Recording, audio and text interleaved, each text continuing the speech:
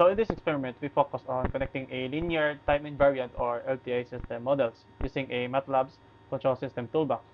So we started by defining two seesaw models. One is using a transfer function form and another one is using a zero pole gain form. So from there, we explore different types of interconnections. So here's the output for H1 and H2. So next is we perform the series connection where the output of one system becomes the input of another. So MATLAB made this simple by just multiplying the models. Then after that, we tried the parallel connections where both systems share the same input and their outputs are added together. And after that, we also implemented the feedback connections using the feedback function. So this part was very important because it showed how closed loop systems behave differently from open loop systems, especially in terms of stability and system dynamics.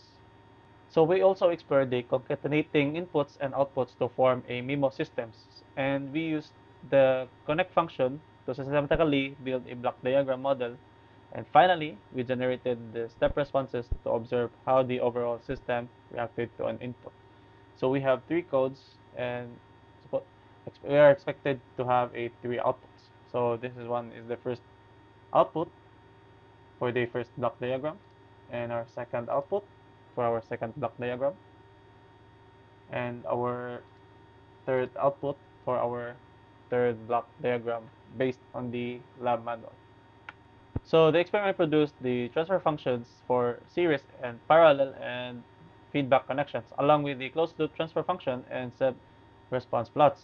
So we defined seesaw models in MATLAB, connected them using a functions like series, parallel, feedback, and connect, and observe how the overall system responded to an input. So my one challenge was understanding how feedback changes the system of the dynamics and affects its stability.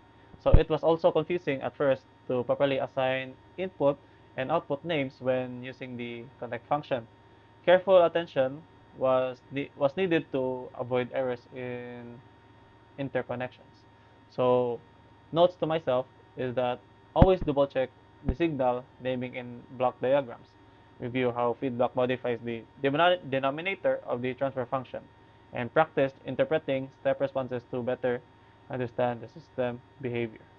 So thank you.